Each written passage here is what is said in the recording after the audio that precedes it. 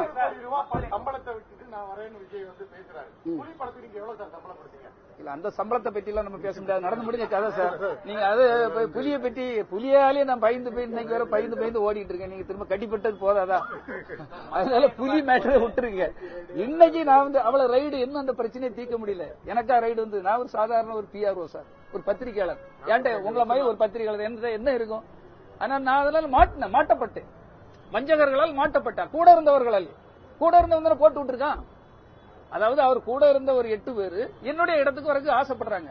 பிடி சிவகுமார் இருந்த அளவு வளர்ந்துட்டாரு, பிடி சிவகுமாருக்கு புலினி படம் ப்ரொடியூஸ் பண்ண கொடுத்துட்டாரு, இவனை எப்படிதான் காலி பண்ணலான்னு வச்சு ரைட உருவாக்குறாங்க.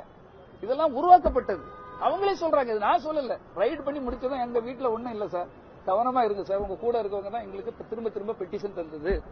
அப்ப கூட இருக்க சகுனிகளை வைக்காதீங்கன்னு சொல்ல கூட நம்மளால முடியலன்னா மாதிரி எப்படி ஒரு தலைவன் கூட இருக்க முடியும்? அவருடைய வளர்ச்சிக்கு போட்டோவை தெருவா எடுத்துட்டு போனோம் சார். பத்திரிகை ஆபீஸுக்கு ஒவ்வொரு ஆபீஸுக்கும் எடுத்துட்டு போனவன் நாங்கிறது தெரியும்.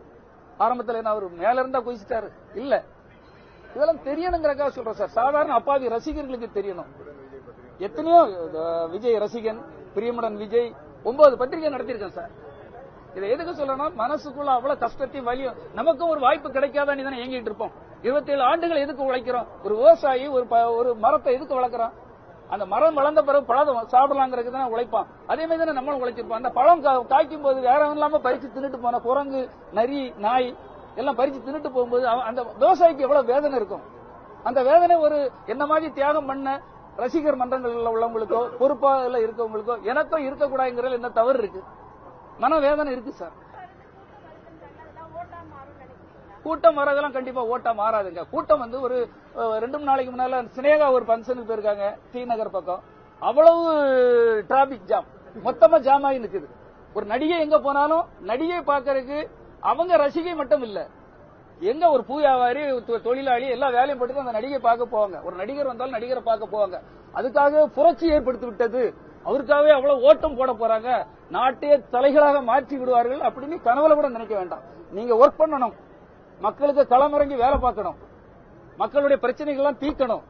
ஏழை இளைஞர்களுக்கு என்ன பிரச்சனை இருக்கு, வேலை வாய்ப்பு பிரச்சனை என்ன, நீராதார பிரச்சனை என்ன, விவசாயிகள் பிரச்சனை என்ன, தொழிலாளர்கள் பிரச்சனை என்ன, நெசவு தொழிலாளர்கள் பிரச்சனை என்ன, திருப்பூர் பனியன் ஃபேக்டரி பிரச்சனை என்ன, அத்தனை பிரச்சனைகளை பற்றி எங்கேயாவது பேசுறாங்களா? சும்மா சிஎம் குறை சொல்றது, அவரை குறை சொல்றது, இவங்களை தாக்குறது, இந்த விஷயங்களை விட்டுட்டு மக்கள் பணிக்கு வாங்கன்னு தான் நான் சொல்றேன். ஆமா,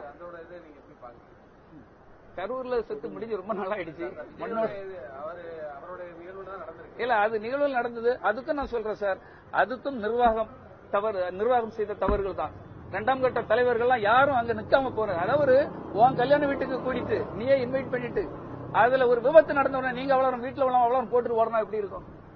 அந்த 2ஆம் கட்ட தலைவர்கள்லாம் எப்படி போட்டு எங்க போனாங்கன்னே தெரியல. செல்போன்லாம் சுவிட்ச் ஆஃப், இந்த இணைப்பு உபயோகத்தில் இல்லைன்னு வருது.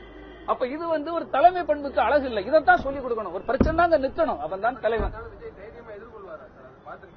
நான் உங்களுக்கே தெரியும், எல்லாம் யார்கிட்ட கேட்டே தெரிஞ்சுக்கிறதுக்கு இருக்கீங்க. எதிர்கொள்ள எல்லா கேள்வியும் கேட்டு என்ன திரும்ப போட்டு தள்ளுறதுக்கு பிளான் பண்றீங்கன்னு நினைக்கிறேன். ஓட்டு தள்ளுற ஒவ்வொருத்தரும் கேட்க ஒருத்தர் மிரட்டுறான். நீங்க என்ன சார் திடீர்னு டிஎம்கேக்கு போறீங்கிறா? இது ஜனநாயக நாடு, ஜனநாயக உரிமை, எனக்கு உரிமை இருக்கு, எங்க வேணாலும் போவேன், நான் தனியாவும் நிற்பேன். அதனால என்ன வந்து யாரும் அது பிடி சிவகுமாரை யாராலும் தடுக்க முடியாது. அது வந்து உங்களுக்கு தெரியும். நம்ம நல்லதுக்கு கூட நிற்போம், அவ்வளவுதான்.